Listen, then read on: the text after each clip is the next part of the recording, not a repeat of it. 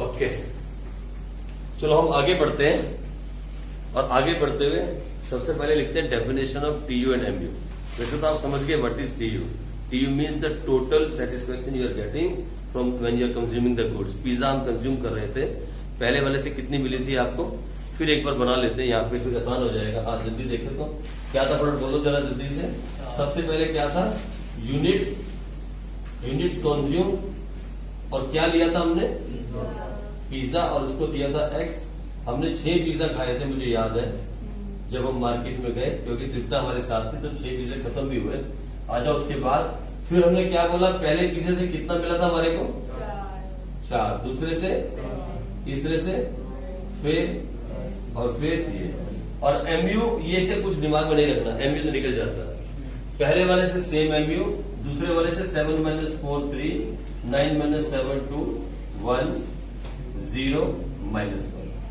यही हमने पढ़ा था, ज्यादा हमने कुछ नहीं पढ़ा टीयू के बारे में और एमयू के बारे में, बस यही छोटी सी बात हमने पढ़ी थी और कुछ नहीं था। ठीक है जी, इतना सा हमने पढ़ा। किसने बोला, कौन इसको नहीं कर देगा बंद, इसको मालूम है, तो मार पड़ेगी। हो गया, टीयू एमयू हो गया। ठीक है जी, अब इसकी डेफिनेशन लिख लो, लिखो definition. Total utility, what is total utility? कोई अपने आप से लिख सकता है क्या? आप में से कोई है जो डिफाइन कर सके what is the meaning of total utility?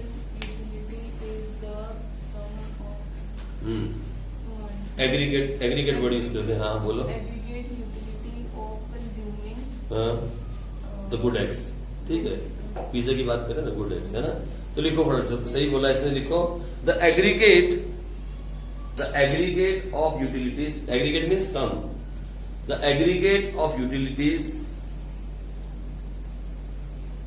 derived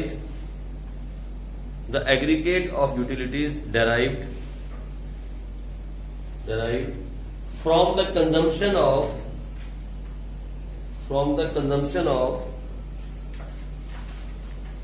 different units of goods.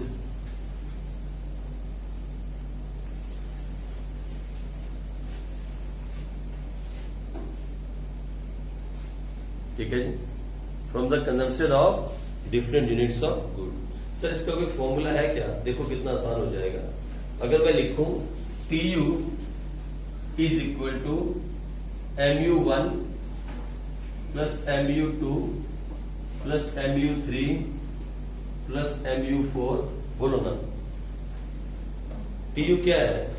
TU is the sum of 4 + 3 7, 7 + 2 9, 9 + 1 10, 10 + 0 10 और -1 9। देख रहा क्या है टीयू?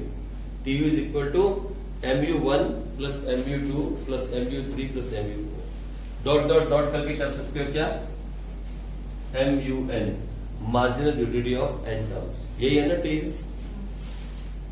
समझ में आया क्या लिखा मैंने? अरे टीयू है क्या, what is TU? Total utility है क्या? It's the sum of MU। ये देख लो आपके सामने है, ये देखो इन दोनों का सम क्या है, फिर इन दोनों का सम क्या है, 4 + 3 7 + 2, तीनों का क्या है, फिर इन सबका सम क्या है, फिर इस सबका, और फिर ये तो चल रहा है, क्या हो रहा है यार, वही लिखवा रहा हूं। TU is equal to MU1 plus MU2 plus MU3 plus, अच्छा ये नहीं लिखना चाहते तो ये लिखो, TU is equal to sum of MU। ये तो है, TU is equal to sum of MU, दोनों फॉर्मूले हैं टीयू के। ठीक है, TU is equal to sum of MU, और लिख लो बीच में, ऐसे भी लिख सकते हो, fine.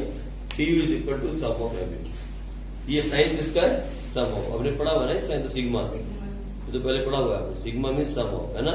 TU is equal to sum of MU, आप चाहे तो करके देख लो, यही आएगा जो आप करके देखोगे। ठीक है, टीयू जब भी है वो क्या है, सम ऑफ MU है, फाइन। चलो लिखो मार्जिनल यूटिलिटी, आगे बढ़ जाओ, लिखो मार्जिनल यूटिलिटी, ये क्या होती है, लिखो मार्जिनल के बारे में, the addition made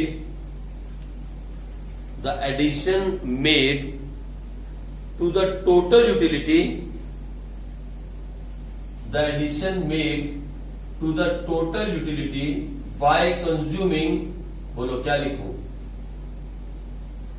by consuming, बोलो जल्दी से क्या लिखूं? specific unit of नहीं, मैंने बार बार बोला मार्जिनल वर्ड कहाँ यूज होगा, ये तो अब आपको ही बताना पड़ेगा, मैं हट गया। अब बोलो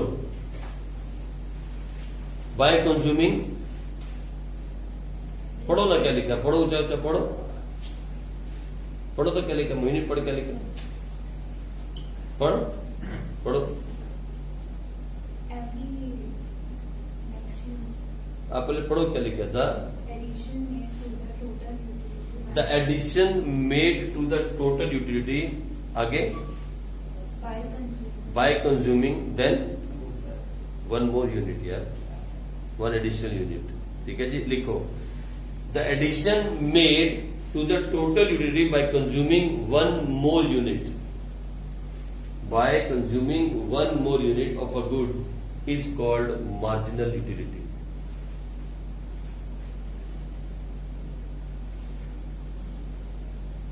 और इसे निकालना हो तो सुनो मेरी बात, इसे निकालना हो तो इसमें से इसको माइनस कर दो, इसमें से इसको माइनस कर दोगे तो आ जाएगा क्या, एमयू। यही करते आ रहे थे आप, इसमें से इसको माइनस कर दो, यानी total utility of this good minus the total of this good will come MU. Fine, ऐसे भी निकाल सकते हो। एक और इसका मेथड है एमयू निकालने का, लिख लो फॉर्मूला ये है, एमयू निकालने का फॉर्मूला है delta T U upon delta unit consume.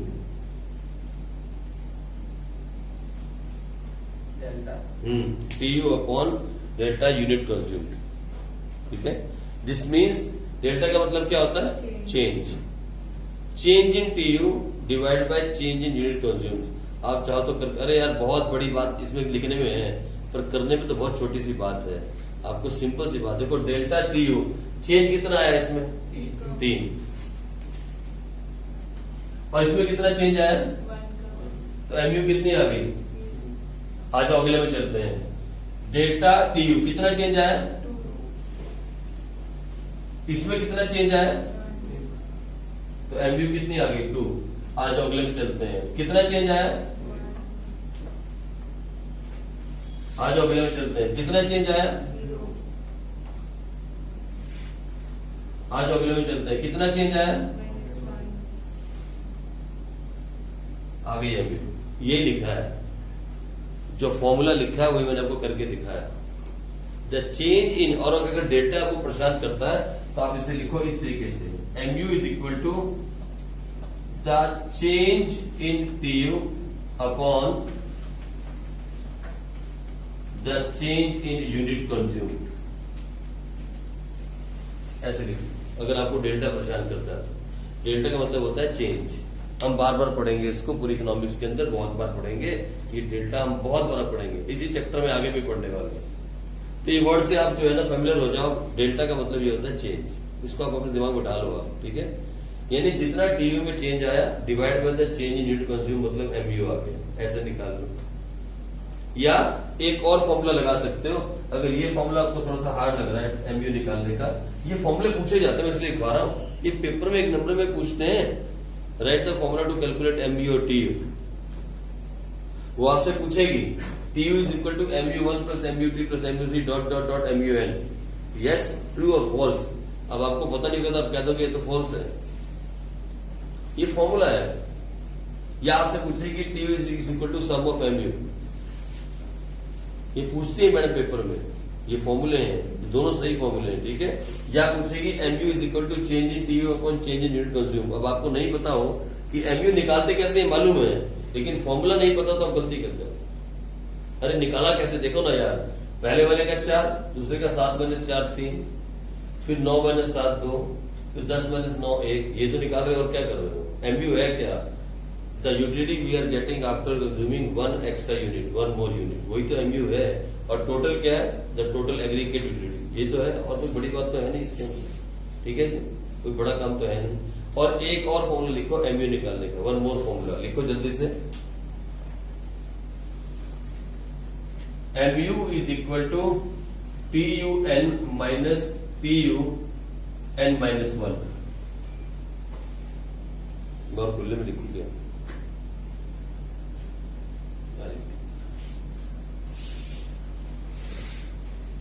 mu is equal to TUN minus TUN minus 1। ठीक है जी।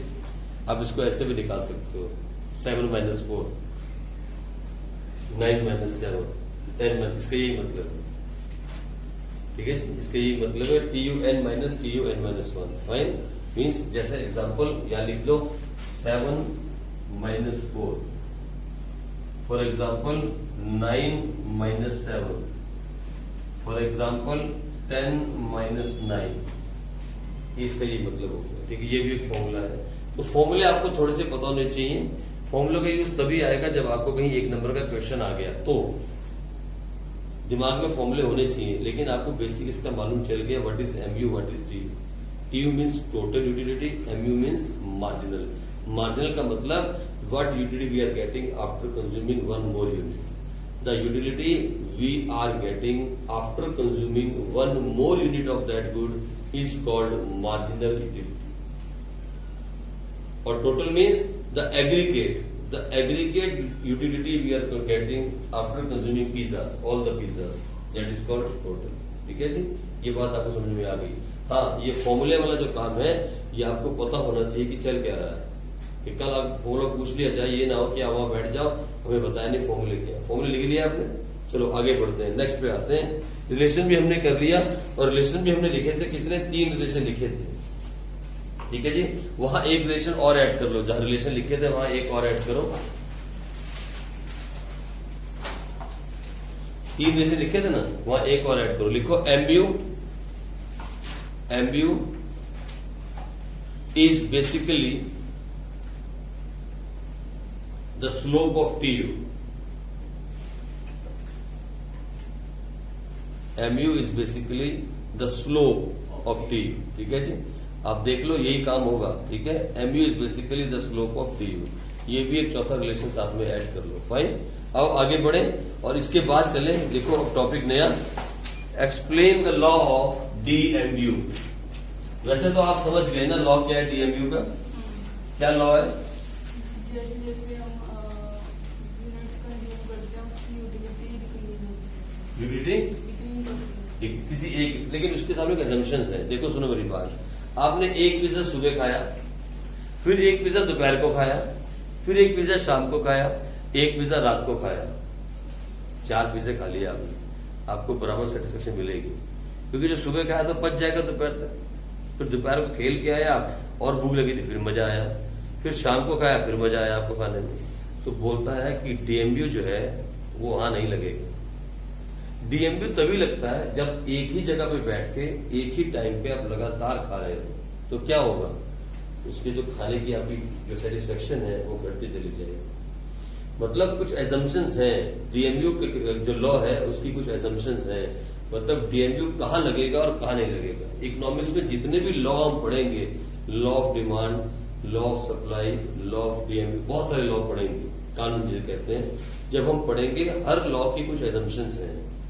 इसीलिए जब हम DMU की बात करते हैं, अभी आपने सुबह 1 घंटा पढ़ाई कर ली, फिर 2 घंटे खेले, फिर 1 घंटा पढ़ाई कर ली, फिर 2 घंटे खेले, फिर 1 घंटा पढ़ाई कर ली, आपको नींद नहीं आएगी, आपका दिल लगा रहेगा पढ़ाई में। लेकिन DMU तब लगेगा अगर आप एक साथ बैठ के 8 घंटे की पढ़ाई करो। आप देख लो कभी पढ़ के क्या होगा। जैसे ही आप पहला घंटा पूरा करोगे, दूसरे घंटे में आप बेड के ऊपर धीरे धीरे लेटना शुरू कर दोगे, और तीसरे घंटे तक आते आते किताब मुंह में पड़ी होगी, आप सो चुके हो। ऐसा होता है ना, सब पढ़ते पढ़ते वहां लगता है लॉ ऑफ DMU। मतलब लॉ ऑफ DMU तभी लगेगा अगर आप एक ही जगह पे बैठ के एक साथ ही वो काम कर रहे हो, एट वंस, बीच में गैप नहीं डाल रहे हो।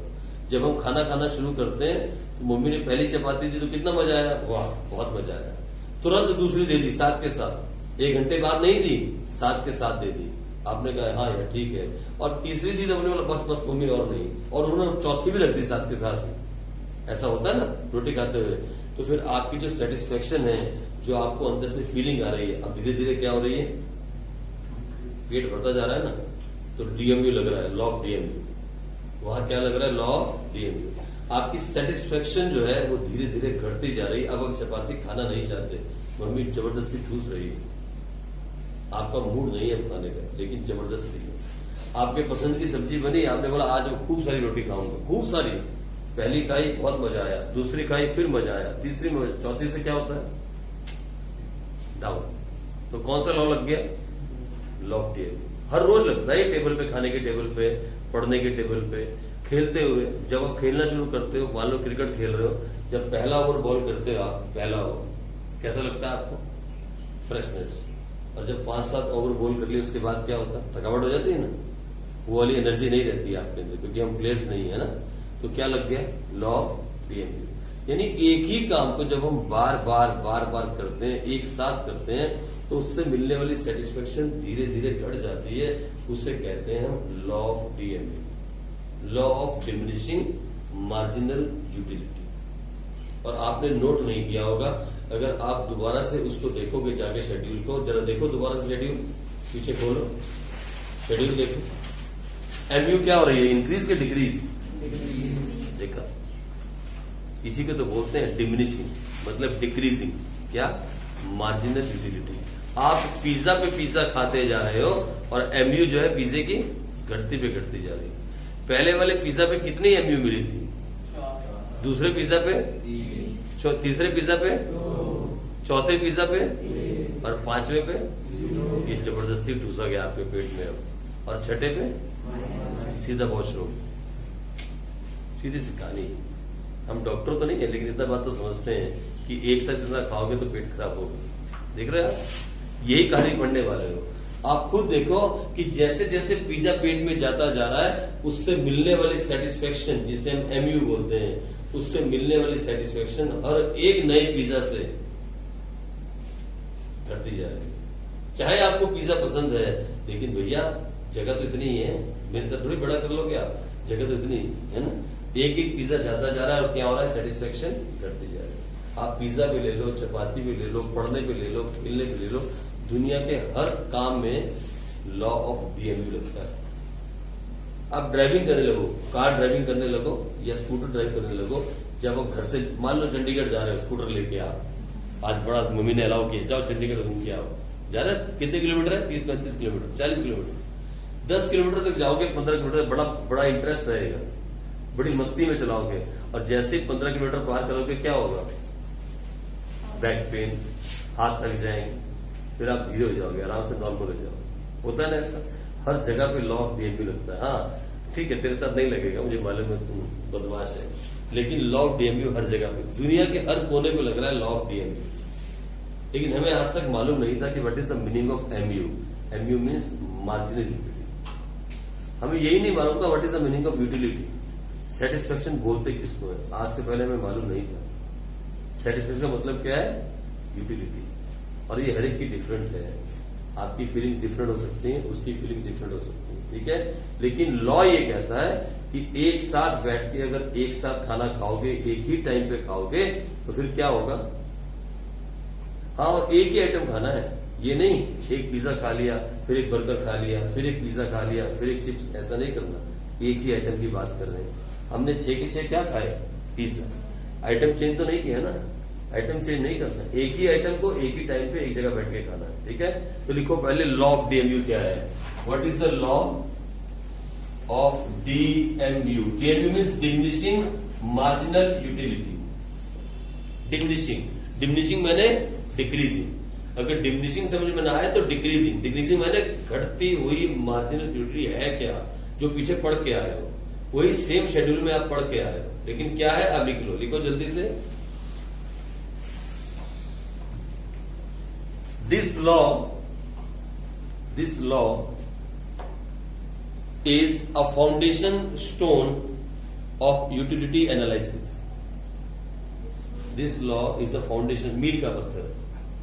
This law is a foundation stone of utility analysis. मैंने अभी आपसे कहा ना, हर जगह जब कभी भी एक बात सेटिस्फेक्शन की होगी तो सबसे पहला नाम किसका आएगा? DMU. Whenever you will talk about satisfaction, either it's time of study, food, playing, wherever you will talk about satisfaction, you will talk about DMU. DMU के बिना ये पॉसिबल नहीं है पढ़ना। क्या पढ़ना? Utility analysis. इसे नहीं कर सकते आप। जब कभी भी आप सेटिस्फेक्शन को नापना चाहोगे, सेटिस्फेक्शन के बारे में पढ़ना चाहोगे, चाहे वो कंज्यूमर सेटिस्फेक्शन हो, चाहे वो सप्लायर सेटिस्फेक्शन हो, कोई भी सेटिस्फेक्शन की बात जब हम करेंगे तो हम पढ़ेंगे किसके बारे में? DMU के बारे में। पेपर के लिए बहुत इंपॉर्टेंट है, वेरी इंपॉर्टेंट। तो मैंने कहा this law is the foundation stone किसका? Of utility analysis. फाइन, अब आगे लिखो, this law states that, this law states that, क्या बोलता है ये law? This law states that as we consume more and more, as we consume more and more unit of one good, unit of a good, one को डरा दो, unit of a good, comma, the utility derived from that good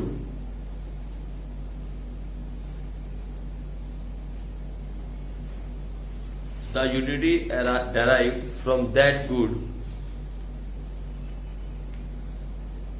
with each successive unit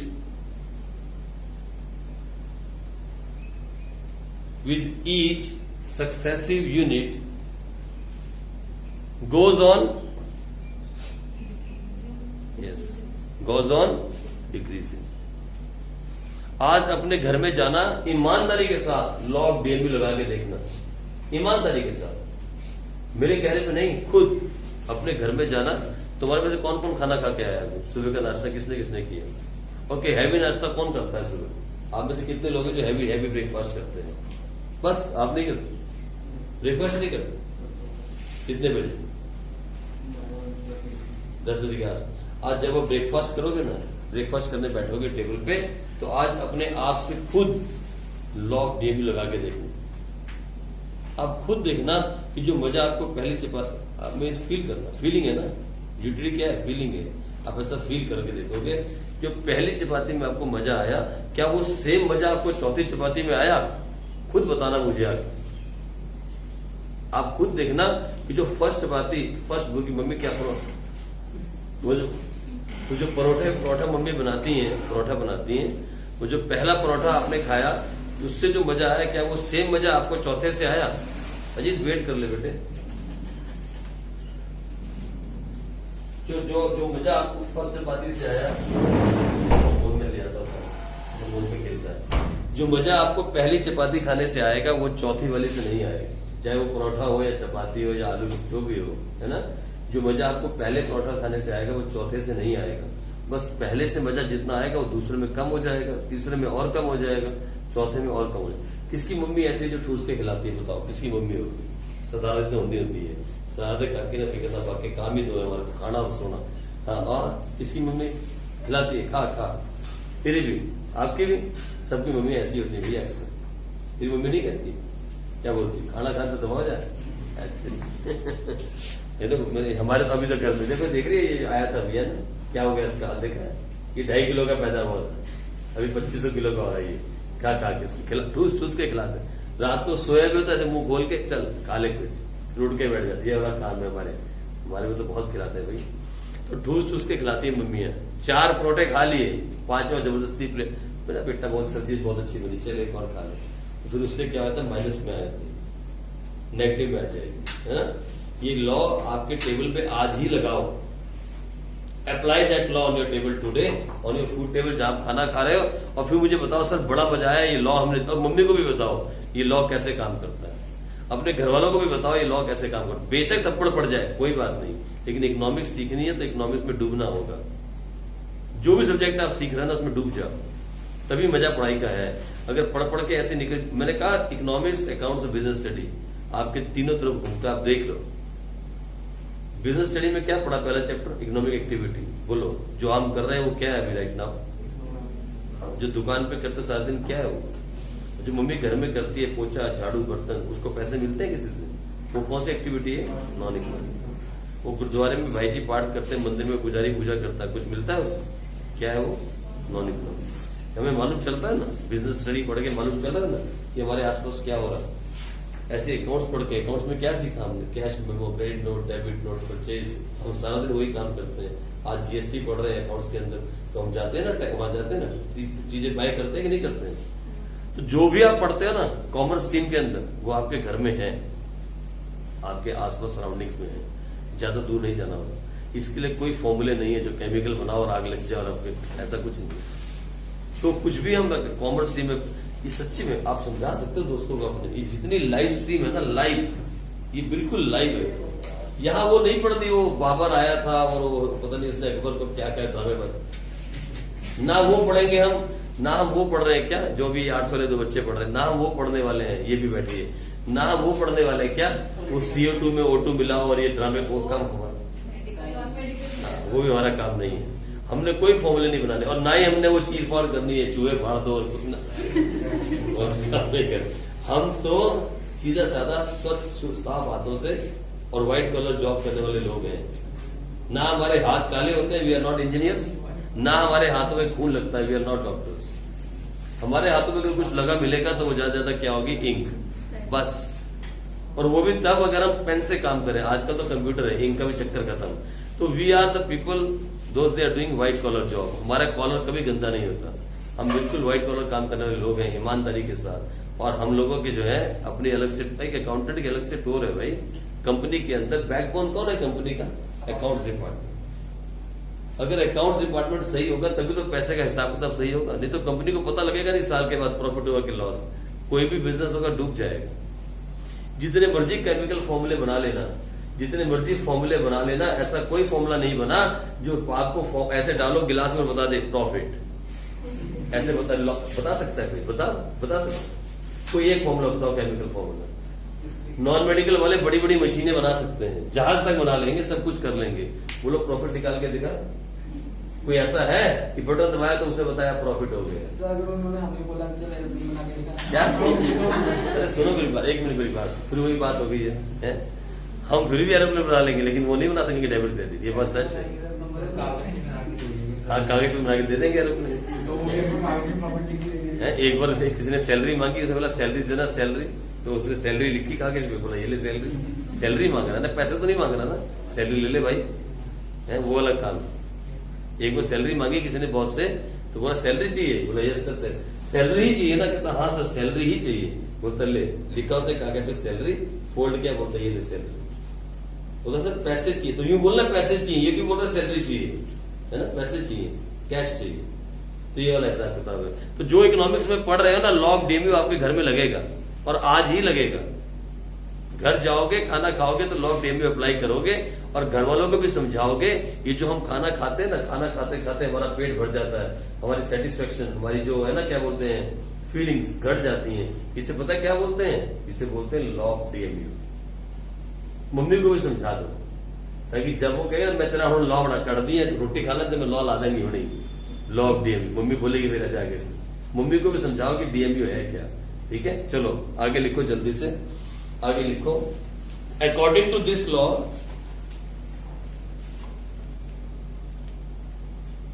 according to this law, the total utility increase, according to this law the total utility increase, बहुत important point है, underline करना। According to this law the total utility increase but at, बोलो ना, but क्या? According to this law the total utility increase but at decreasing rate. Very good, देख लो, मैं झूठ नहीं कह रहा हूं, पीछे शेड्यूल है, आप देख लो। TU इंक्रीज कर रहा है, लेकिन कौन से रेट पे? आप देख लो, ऐसा था ना, 4 फिर 3 फिर, बोलो उसके बाद क्या था, 2 फिर 1 फिर 1। No doubt TU is increasing, TU बढ़ रहा था, यही था ना, ऐसा कुछ हुआ था ना उसके साथ, देखा था आपने, ये बनी थी MU, लेकिन TU क्या था बताओ तो जरा, TU बोलो तो। 4, 7, 9, 10। ये देखो, no doubt that TU is increasing, TU बढ़ रहा है, कोई डाउट नहीं है। द TU इज इंक्रीजिंग, 4 से 7, 7 से 9, 9 से 10, TU is increasing but at decreasing rate. देखो ना, यहां टीयू बढ़ा कितना, यहां कितना बढ़ा, यहां कितना बढ़ा, टीयू इज इंक्रीजिंग, टीयू बढ़ रहा है but at the decreasing rate. इसीलिए जब हमने टीयू का ग्राफ बनाया था तो आपको याद होना चाहिए, मैंने कहा था ग्राफ ऐसा बना था, that was the TU, total utility, increasing at decreasing rate, बढ़ रहा है लेकिन कौन से रेट पे, डिक्रीजिंग रेट पे। भाई अगर ऐसा ग्राफ बन जाता, ऐसा वाला ग्राफ बन जाता, ऐसा वाला ऐसा बन जाता, तो हम कहते हैं TU is increasing at increasing rate, पर ऐसा नहीं हो। ठीक है जी, ऐसा नहीं है। टोटल यूटिलिटी जो है वो बढ़ जरूर रही है लेकिन घटते हुए रेट पे, क्योंकि एमयू घट रही है। आई बात समझ में? तो लिख लो आप, कहा लिखा आपने, according to this law TU increase but at decreasing rate, therefore MU false.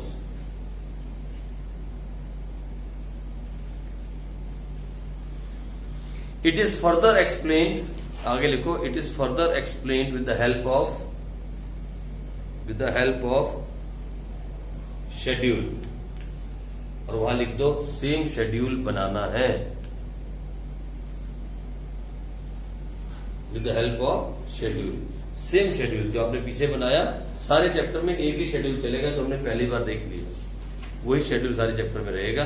लिख दो सेम शेड्यूल बनाना है, और जगह छोड़ दो और बना देना बाद में घर जाके। आगे लिखो एजम्पशंस ऑफ डीएमयू। हर एक लॉ की जो आप पढ़ोगे इकोनॉमिक्स के अंदर, उसकी कुछ एजम्पशंस हैं। एजम्पशन का मतलब समझते हो, झूठ, यही है ना एजम्पशन? नहीं, एजम्पशंस मैंने उस चीज को मान, उसको दिमाग में रख के जो लॉ बनाया गया, उस चीज को दिमाग में रख के, है ना, उसको एजम्पशंस कहेंगे। तो एग्जम्पशन हर लॉ की है, हर लॉ की एजम्पशन है, ऐसे ही डीएमयू की भी एजम्पशंस है। इवन यहां तक कि आप ये देखो, हर लॉ की कुछ ना कुछ एजम्पशंस होती हैं और कुछ ना कुछ उसमें से छोड़ दिया जाता है। जैसे लॉ है कि रेड लाइट हो तो रेड लाइट को क्रॉस नहीं करना, एक लॉ है ना, ये कानून है ना, सड़क पर चलने का नियम है। क्या? जैसे रेड लाइट हो आप तुरंत ब्रेक लगा दो, यही कानून है। लेकिन मुझे बताओ, एम्बुलेंस के लिए वो कानून है? नहीं है, क्या होता है? निकल जाओ, क्योंकि एम्बुलेंस है, इमरजेंसी है। नेताओं के लिए वो कानून है? जब कभी प्रधानमंत्री रोड पे जा रहा हो, कभी रुक के देखा उसने लाल बत्ती, है ना? तो देखो कानून है ना, अगर कोई भी लॉ बनाए तो उसकी कुछ ना कुछ एजम्पशंस हैं भाई, और उसमें से कुछ ना कुछ छूट भी है। तो हम यहाँ एजम्पशंस पढ़ने वाले हैं कि लॉ के एजम्पशंस क्या है। तो लिखो पहली एजम्पशन, नंबर वन इज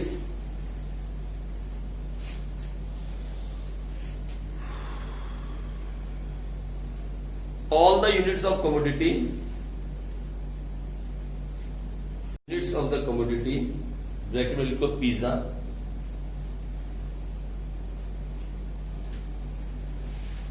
हमने पिज्जा कंज्यूम किया था ना, पिज्जा कंज्यूम्ड, ब्रैकेट बंद करके, consumed are homogeneous,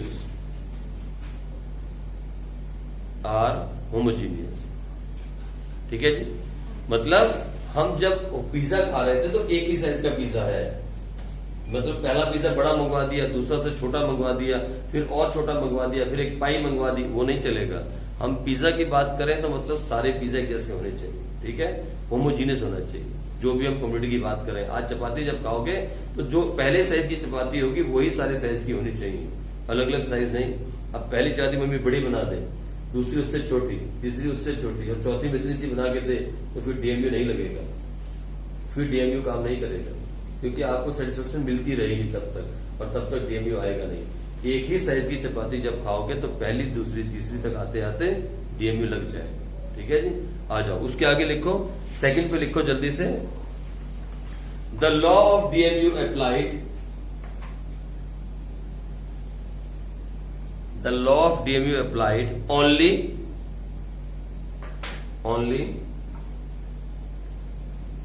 when the successive unit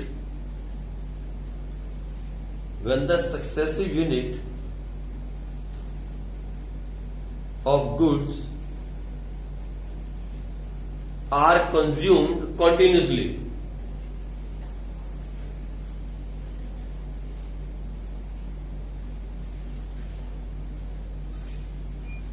भूल ही गए, कैसे बैठा आर कंज्यूम्ड कंटिन्यूसली। मैंने अभी कहा ना, एक पिज्जा आपने सुबह खाया, एक दोपहर को, ऐसा नहीं चलेगा। एक साथ बैठ के खाना है, एक साइज का खाना है, एक साथ बैठ के खाना है, तभी लॉ लगेगा। ठीक है। और तीसरा लिखो number 3, cardinal measurement of utility is used. Cardinal measurement of utility is used. अब मालूम है ना कार्डिनल क्या होती है? Numbers. Very good. Cardinal measurement of utility is used. Fine. और लिखो चौथा पॉइंट, कंज्यूमर इज रैशनल। अभी कोई पागल है, उससे क्या पता यूटिलिटी क्या होती है? वो तो खाएगा, फेंकेगा, अपने ऊपर भी घेर लेगा। हम तो ये मान के चलते हैं कंज्यूमर इज रैशनल, मतलब दिमाग वाला आदमी ही लॉ को लगा सकता है। हम ये मान के चलते हैं कि यहाँ जितने भी बच्चे बैठे हैं सब में दिमाग है, सब कंज्यूमर्स हैं, मैं भी कंज्यूमर हूँ। हम लोग खाना खाएंगे तो हमें मालूम है कि उसको आधे को फेंकना नहीं है, खाना है। अगर एक आदमी पागल रहेगा तो उसमें लॉ नहीं लगा सकता, तो रैशनल होना जरूरी है। ठीक है, 4 बातें होगी। चलो आगे आ जाओ, नेक्स्ट आ जाओ, नेक्स्ट लिखें, नेक्स्ट टॉपिक आओ, मीनिंग ऑफ कंज्यूमर इक्विलिब्रियम। अब हम टॉपिक के मेन पे आए, meaning of consumer equilibrium and it's 2 approaches.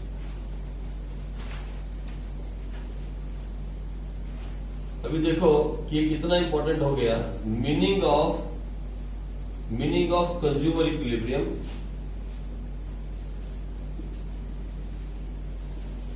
And it's 2 approaches. सुनो, 2 अप्रोच है इसकी।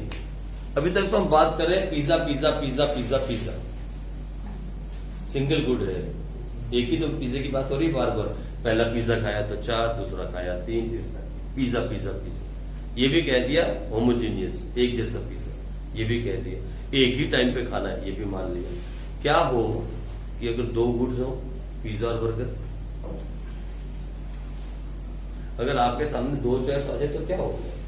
मान लो आप दुकान के बाहर खड़े हो और वहां पिज्जा भी मिलता है, बर्गर भी मिलता है। अब आपको कौन से गुड से कितनी सेटिस्फेक्शन मिलेगी, आप कौन सा कितना खाओगे अपने पैसों के हिसाब से, ताकि आप मैक्सिमम सेटिस्फाई हो सको, तो हम उससे भी पढ़ेंगे और हम अकेले पिज्जे के बारे में पढ़ेंगे। तो इसकी 2 अप्रोच है। क्या 2 अप्रोच कौन सी है? सिंगल कमोडिटी मैंने पिज्जा, और 2 कमोडिटी मैंने पिज्जा और बर्गर।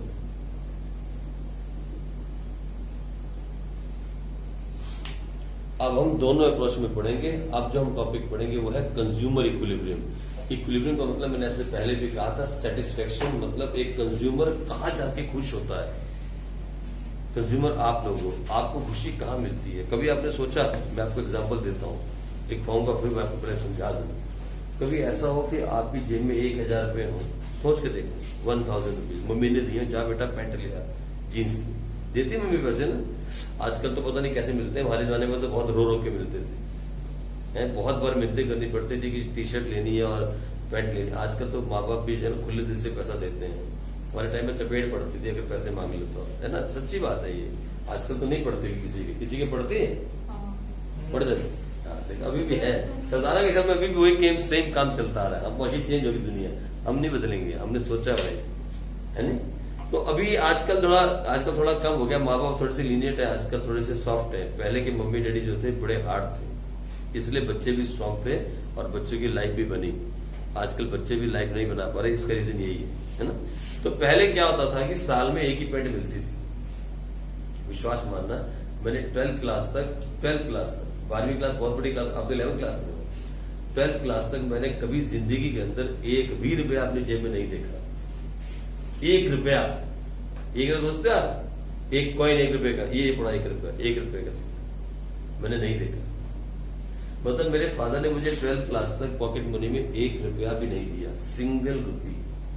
मैं स्कूल जाता था और हमारे उस टाइम भी यार दोस्त होते हैं, कुछ यार दोस्त थे जो गोल मार के पिक्चर देखने जाते थे, पिक्चर देखने के लिए छलांग लगा के स्कूल के गेट से।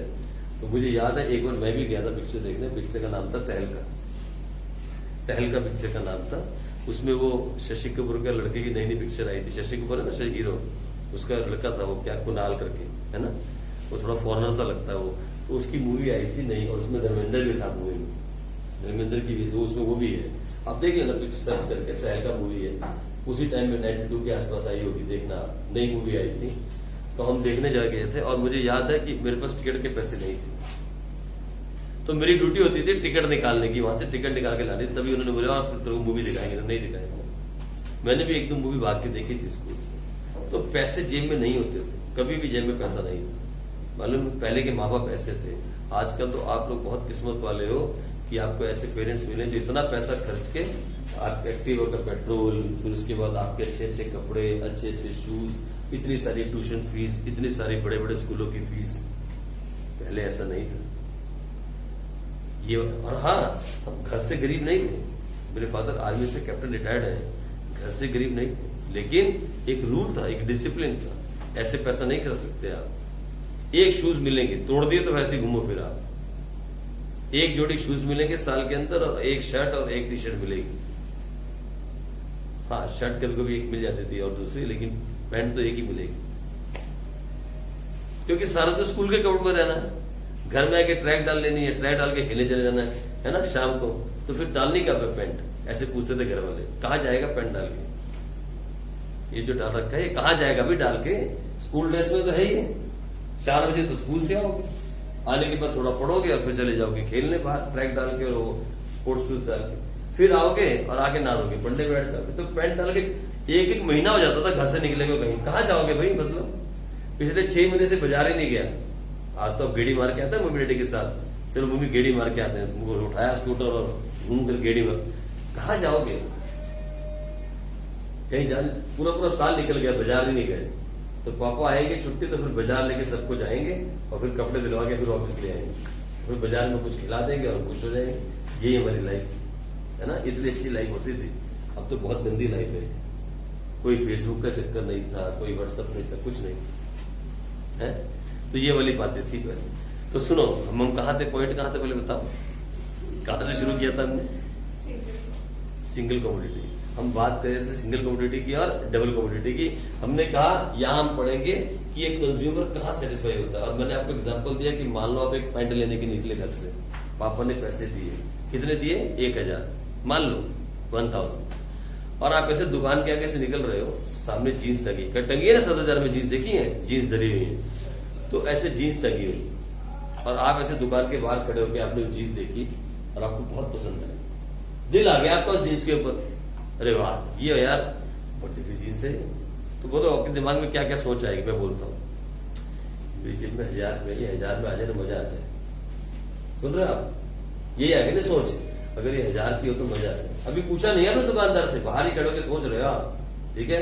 अगर ये 1000 रुपए की हो तो मजा आ जाए, और अगर ये कहीं 500 की मिल जाए मैं 2 ले लूं, ये सोच आएगी आपकी, ठीक है? ये दिमाग में आपकी सोच आएगी। और अगर ये 4000 की होगी ना, छोड़ दे, कोई और देखते हैं। 3 बातें सोचोगे आप, या तो प्राइस कम, या तो सेम प्राइस, या तो प्राइस ज्यादा। सोचो क्या हो, आप दुकान में घुसो जैसे ही और पूछो भैया कितने की है, वो बोले 1000 की। क्या बोले वो? 1000। कैसी फीलिंग आएगी आपके अंदर? बहुत अच्छी फीलिंग आएगी। क्या? अरे वाह मेरी जेब में कितने हैं, और जीन्स कितने की है, बात बन गई ना। सबसे ज्यादा खुशी आपको तब मिलेगी when you will find the price of that jeans is exactly the money you have in your pocket. नहीं, वो 500 की तो मिल ही नहीं पाएगी ना, फिर भी खुशी नहीं मिलेगी। ठीक है, खुशी तभी मिलेगी जब जितने पैसे आपकी जेब में उतने की चीज निकल आए। और हाँ, इसी को हम कहते हैं consumer equilibrium in single commodity case. Means when the utility you are going to get from that product is equal to the price of that product. When the satisfaction you are going to get from that jeans is equal to the price of that jeans, that is called single commodity case of consumer equilibrium. और पहले what is the meaning of consumer equilibrium? You know the meaning of consumer? लिख चुके हैं? You know the meaning of equilibrium? वो भी हम लिख चुके हैं। अब इन दोनों को हम मिक्स करके लिखेंगे what is the meaning of consumer equilibrium? Equilibrium का मतलब जहां पे एक कंज्यूमर सबसे ज्यादा सेटिस्फाई है, सबसे ज्यादा खुश है। और एक कंज्यूमर खुश तब होता है जब थोड़ा पैसा खर्च के उसको ज्यादा से ज्यादा मिल जाए। ये कंज्यूमर की फितरत है, चाहे आप चाहे मैं, हम सबकी एक ही फितरत है। क्या? कम से कम खर्च करें और ज्यादा से ज्यादा मिल जाए। यही है ना हमारी सोच, हर एक की यही सोच है, क्योंकि हम रैशनल कंज्यूमर्स हैं। हमें से कोई भी पागल नहीं है जो पैसे फेंक के आ जाए। हम क्या सोचते हैं, कम से कम पैसा दुकानदार को दें और ज्यादा से ज्यादा सामान दुकानदार से ले लें। ऐसा क्यों सोचते हैं मालूम है? हम बोलो ऐसा क्यों सोचते होंगे? बोलो ना, हम ऐसा क्यों सोचते हैं कि कम से कम पैसा दें और ज्यादा से ज्यादा सामान हमें दुकानदार दे दे। जब भी हम दुकान पे जाते हैं कपड़े लेने, शूज लेने, सामान लेने, या और सब्जी मंडी भी जाएं, हमारी सोच क्या होती है? कम से कम पैसा खर्चे और ज्यादा से ज्यादा सामान हम ले आए। बोलो ऐसा क्यों सोचते हैं? ऐसी सोच क्यों है हमारी? बोलो, सोच के देखो हमारी ऐसी सोच क्यों है? हम पैदाइशी ऐसे हैं, मतलब इसीलिए हमारी ऐसी सोच क्यों है? बोलो, why we think like that कि we spend less and we get more. ऐसी हमारी सोच क्यों है? सोच के देखो ना, हमारी ऐसी सोच क्यों बनी? हम ऐसा क्यों सोचते हैं? हम ऐसा क्यों नहीं सोचते अरे देश को भी दे, भी गरीब है यार, चल इसको भी दे, चल, और ऐसे पैसे बांटते हुए चले मार्केट में। हम ऐसा क्यों नहीं करते? Resources are है? यस, आया ना point? Why? Because resources are limited. हम सब जानते हैं कि resources are limited in an economy. पहले चैप्टर वाली बात याद आई? पता है क्यों? क्योंकि हमारी रिसोर्सेज लिमिटेड है। हमें मालूम है पापा ने आज 1000 रुपए दिए हैं, दोबारा जल्दी से नहीं देने वाले। Our resources are limited, not unlimited. इसीलिए हम ऐसा सोचते हैं। ये जो हमारी सोच बन गई ना, हम इंडियंस की, खासकर इधर इंडियन इकोनॉमी की बात करें तो हमारी जो सोच बनी है कि कम से कम खर्चो और ज्यादा से ज्यादा इकट्ठा कर लो, वो सोच इसलिए बनी because the resources are limited. और ये सोच हमारी नहीं है सिर्फ, इनफैक्ट वर्ल्ड में बहुत सारे लोगों की यही सोच है। क्यों? क्योंकि पूरे वर्ल्ड के अंदर रिसोर्सेज आर लिमिटेड। ऐसी कोई इकोनॉमी नहीं है, चाहे वो अमेरिका हो, चाहे वो यूके हो, चाहे जर्मनी हो, चाहे कोई भी यूरोप की इकोनॉमी हो, ऐसी कोई इकोनॉमी नहीं है वे रिसोर्सेज आर अनलिमिटेड। ऐसा कहीं नहीं होता। हर जगह पे रिसोर्स कम है और वांट्स अनलिमिटेड है। इसीलिए ये हमारी सोच है कि कम खर्चे और ज्यादा मिल जाए। और जब हमें ऐसा मिल जाता है, जब ऐसा हो जाता है, तो हम बोलते हैं इट्स अ कंज्यूमर इक्विलिब्रियम। जब हमें ऐसा मिल जाए तो हम क्या बोलते हैं? वाह नजारे आ गए, आज तो लूट लिया दुकानदार को हमने। ऐसे बोलते हैं ना, आज लूट लिया हमने इसको। ये हमारी सोच है। ठीक है, तो लिखो मीनिंग ऑफ कंज्यूमर इक्विलिब्रियम। सबसे पहले इसको लेके फिर खत्म कर देंगे। What is the meaning of consumer equilibrium, और ये जो अप्रोच है इसकी, इनको फिर हम कल करेंगे। आज लिख लो meaning of consumer equilibrium. Consumer equilibrium refers to a situation. Consumer equilibrium refers to a situation where, या when लिख लो, where काट दो, when a consumer get maximum satisfaction, when a consumer gets maximum satisfaction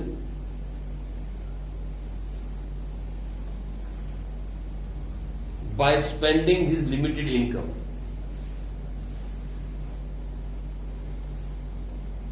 By spending his limited income on different goods and services.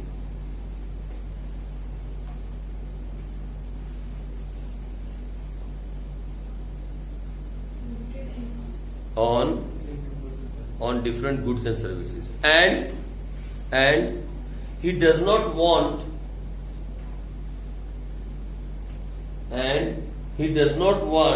to make any change in his current expenditure.